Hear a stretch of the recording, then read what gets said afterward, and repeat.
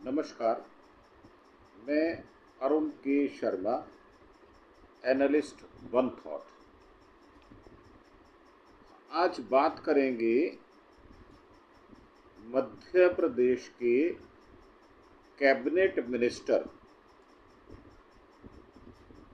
कुंवर विजय शाह के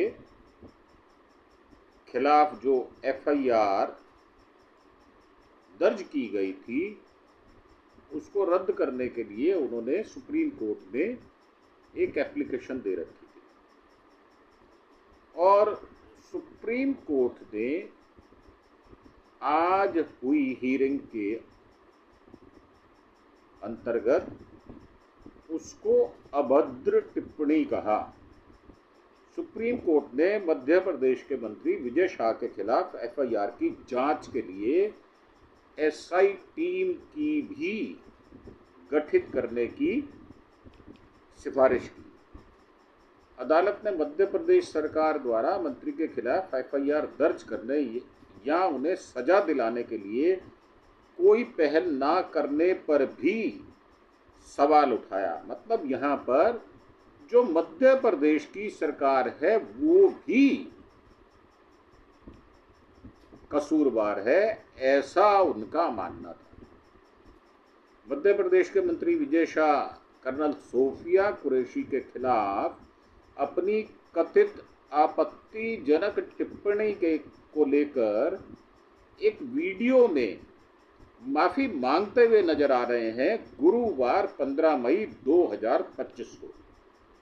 supreme court ने operation सिंदूर के दौरान मीडिया को जानकारी देने वाली कर्नल सोफिया कुरैशी के खिलाफ आपत्तिजनक टिप्पणी करने के लिए मध्य प्रदेश के मंत्री विजय शाह के खिलाफ एफआईआर की जांच के लिए 3 सदस्यीय विशेष जांच दल यानी एसआईटी स्पेशल इन्वेस्टिगेशन टीम के गठन का निर्देश दिया। न्यायमूर्ति सूर्यकांत की अध्यक्षता वाली पीठ ने सोमवार यानी आज 19 मई 2025 को मध्य प्रदेश के पुलिस महानिर्देशक को एमपी कैडर के सीधी भर्ती वाले आईपीएस अधिकारियों की एसआई टीम गठित करने का आदेश भी दिया है। हालांकि एसआईटी के 3 सदस्यों में से कोई भी राज्य का नहीं होना चाहिए और उनमें से एक महिला का होना आवश्यक है।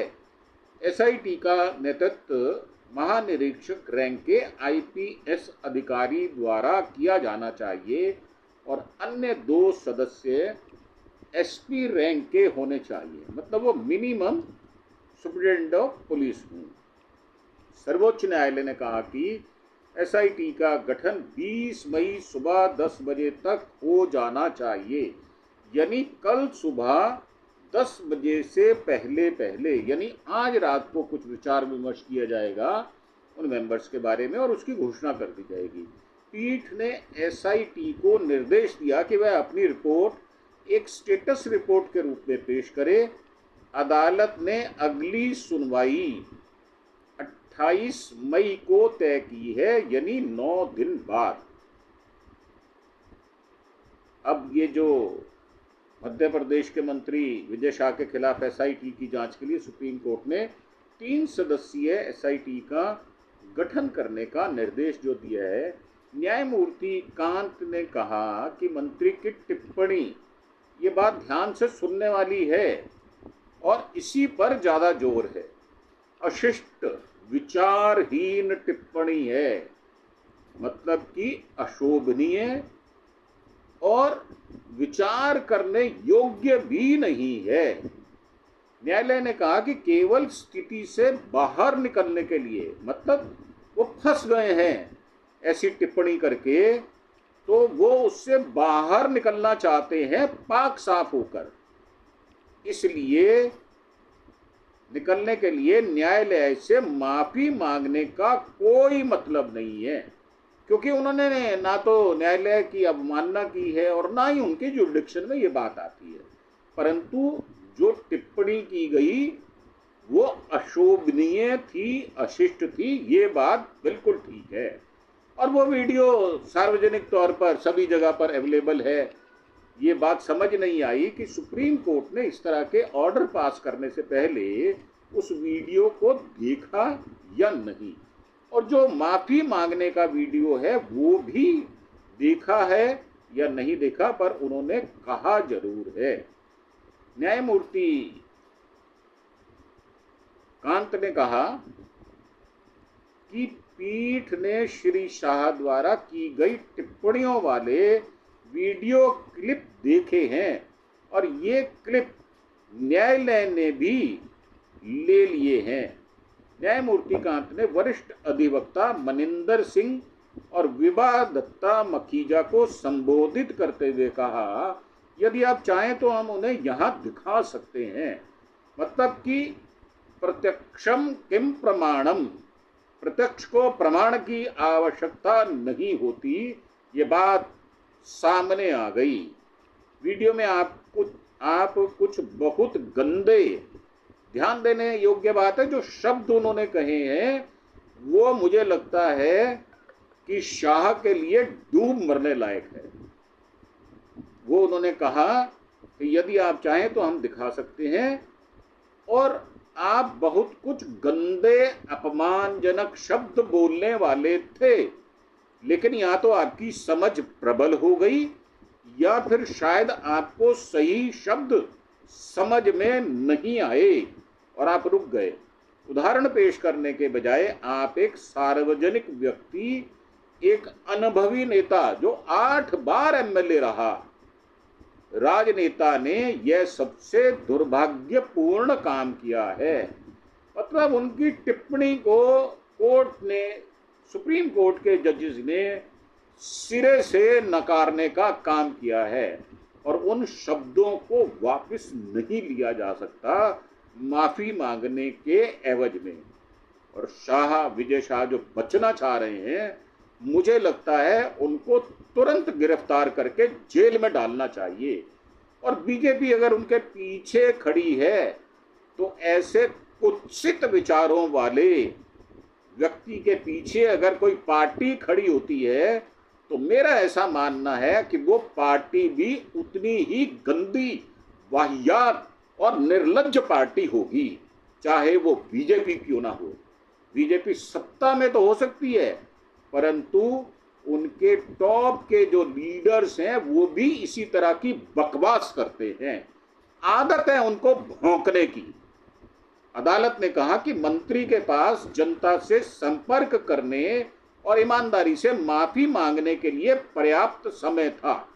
न्यायमूर्ति कांत ने कहा, आपकी टिप्पणियों से लोगों की भावनाएं बेरहमी से आहत हुई है। आपको अपना खेद व्यक्त करने के लिए कुछ करना या कहना चाहिए था। न्यायमूर्ति ने कांत ने कहा कि एक मौजूदा मंत्री के खिलाफ निष्पक्ष और पारदर्शी एसआईटी जांच भारतीय जनता पार्टी शासित मध्य प्रदेश सरकार के लिए एक लिटमस टेस्ट भी होगा। और अदालत ने शाह को जांच में शामिल होने और पूर्ण सहयोग करने का भी निर्देश दिया, जिसके अधीन उनकी गिरफ्तारी पर फिलहाल 28 तारीख तक रोक लग गई है।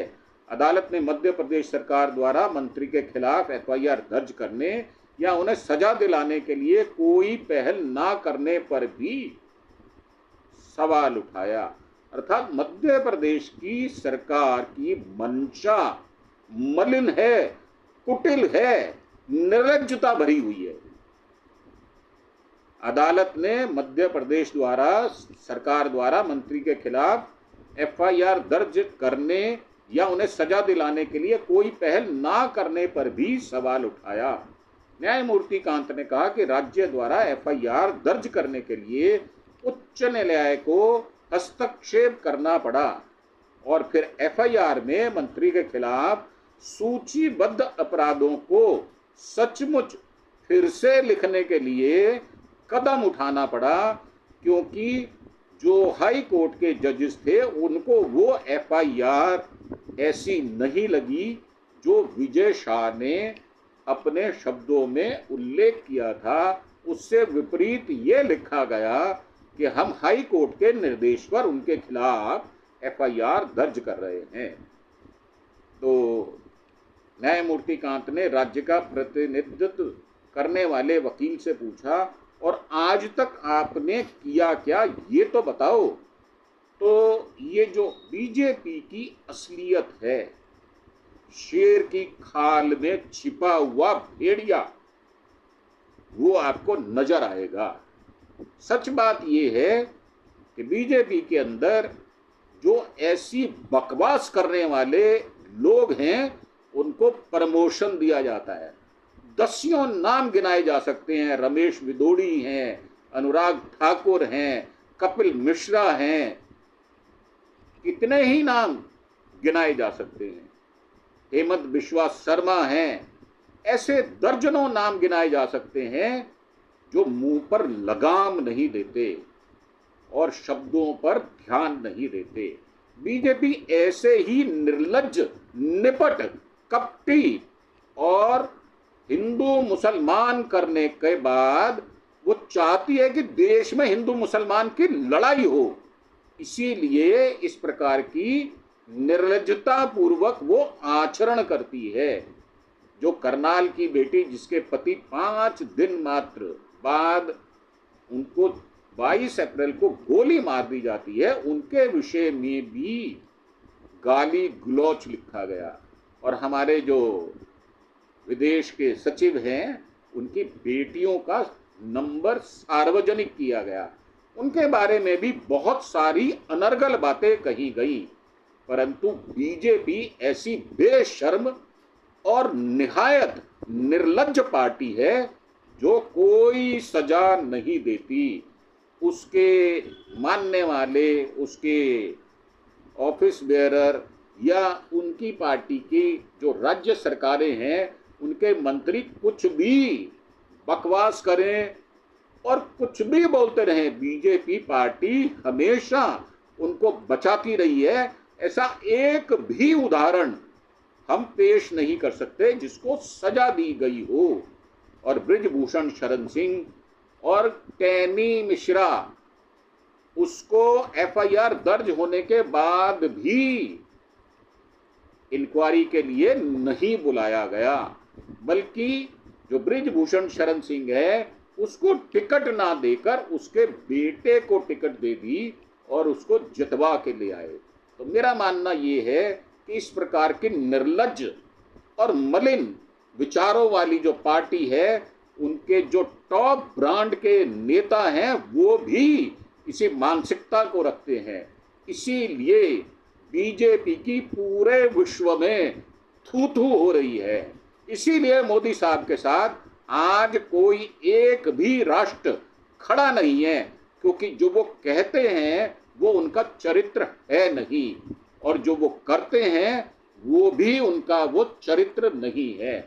मेरा मानना है ये है कि ऐसी चरित्रहीन पार्टी, ऐसी वाहियात पार्टी जो इस प्रकार की चीजों को बजाय सजा देने के अगर वो उसको प्रोटेक्ट करती है, अपने आदमियों को बचाती है, तो ऐसी पार्टी का सदस्य होना एक शर्म से भरी बात हो सकती है। इन्हीं विचारों के साथ आपसे आज्ञा लेंगे। आप बताएं कि ये जो विचार मैंने दिए हैं ये कहाँ तक उचित हैं। कमेंट बॉक्स में नीचे जाएं और अपनी बात को लिखें। इसी के साथ आपका धन्यवाद। Thank you. जय हिंद, जय भारत।